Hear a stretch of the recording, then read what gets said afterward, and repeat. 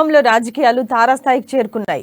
Ponguleti versus Puvvada మధ్య మాటల యుద్ధంలో రాజకీయాల్లో హీట్ పుట్టిస్తున్నారు. తాజాగా మధిరలోని సాయినగర్ కాలనీలో పొంగులేటి శ్రీనివాసరెడ్డి క్యాంపు కార్యాలయంపై గుర్తు తెలియని వ్యక్తులు దాడి చేశారు.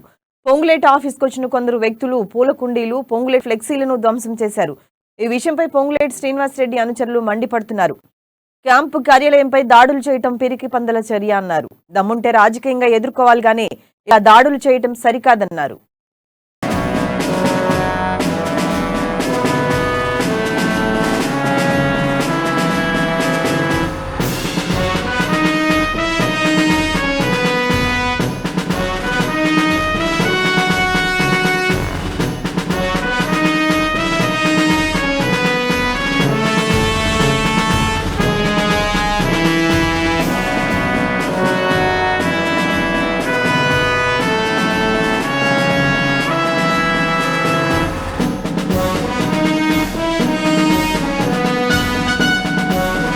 చూస్తున్నాం. ఖమ్మంలో రాజకీయాలు తారాస్థాయికి చేరుకున్నాయి. పొంగులేటి వర్సెస్ పువ్వాడ మధ్య మాటల యుద్ధంలో రాజకీయాలే హీట్ ఇస్తున్నాయి.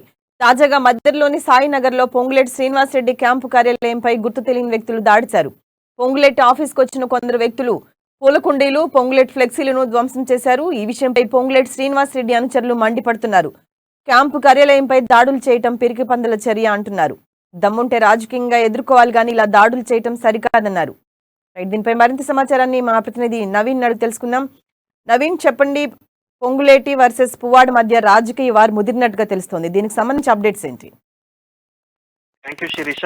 ఏదైతే ఉమ్మడి ఖమ్మం జిల్లాలో పొంగులేటి శ్రీనివాసరెడ్డి అధికార బీఆర్ఎస్ పార్టీకి ధిక్కార స్వరం వినిపించి బయటికి వచ్చిన నేపథ్యంలో వచ్చే ఎన్నికల్లో భాగంగా ప్రతి నియోజకవర్గంలో కూడా ఒక క్యాంపు కార్యాలయాన్ని ఏర్పాటు చేసుకుంటూ అయితే వస్తున్నారు. ఈ నేపథ్యంలో మధిర నియోజకవర్గంలో కూడా ఈ యొక్క క్యాంపు కార్యాలయం అయితే ఏర్పాటు చేసినట్లుగా మనం చూడొచ్చు. అయితే ఈ యొక్క పొంగులేటి శ్రీనివాసరెడ్డి క్యాంపు కార్యాలయంపై రాత్రి గుర్తు తెలియని వ్యక్తులు దాడి చేసి అక్కడ ఉన్నటువంటి పూల కుండీలు మరియు పొంగులేటి శ్రీనివాసరెడ్డికి సంబంధించినటువంటి ఫ్లెక్సీలు కూడా చించివేసినట్లయితే మనకు తెలుస్తుంది. అయితే ఈ రోజు ఉదయం నుంచి పొంగులేటి శ్రీనివాసరెడ్డికి సంబంధించి ఆయన అనుచరుల మీద కావచ్చు, ఆయన క్యాంపు కార్యాలయం మీద కావచ్చు దాడులు జరగడం అయితే ఇది రెండో సంఘటనగా కూడా మనం చూడొచ్చు. అయితే పొంగులేటి శ్రీనివాసరెడ్డి ఈ రోజు ఎన్టీఆర్ జయంతి సందర్భంగా ఉదయం నుంచి కూడా ఉమ్మడి ఖమ్మం జిల్లాలో ఆయన బిజీ కార్యక్రమాలతో అయితే ఉన్న నేపథ్యంలో ఈ విధమైనటువంటి దాడులు జరగడంపై పొంగులేటి అభిమానులు మరియు కార్యకర్తలు అయితే ఆగ్రహం వ్యక్తం చేస్తున్నట్లుగా కూడా మనం చూడొచ్చు.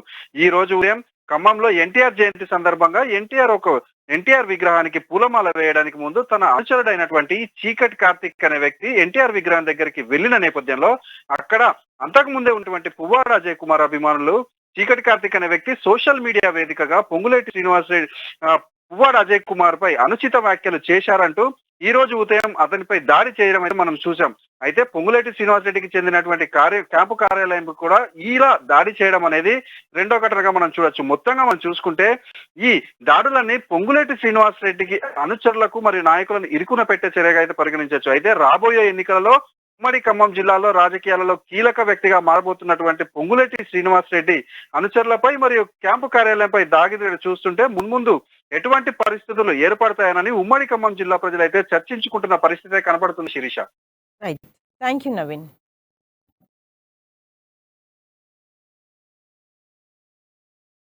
రాత్రి సుమారు 10:30 సమయంలోని గుర్తు తెలియనటువంటి వ్యక్తులు పొంగులేటి శ్రీనాన్న యొక్క క్యాంప్ ఆఫీస్ లో ప్రవేశించి ఆ యొక్క ఫ్లెక్సీల్ని ధ్వంసం చేసి ఫ్రేమ్లు విరగొట్టి అక్కడ ఉన్నటువంటి పూల కుండీలను కూడా ధ్వంసం చేసినటువంటి సంఘటన రాత్రి 10:30కి మెదడులో జరిగింది.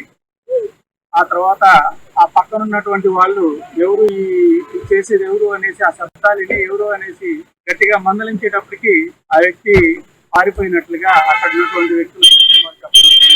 దీనిని సీనన్న ప్యానల్ నుండి మేము బలంగా ఖండిస్తా ఉన్నాము.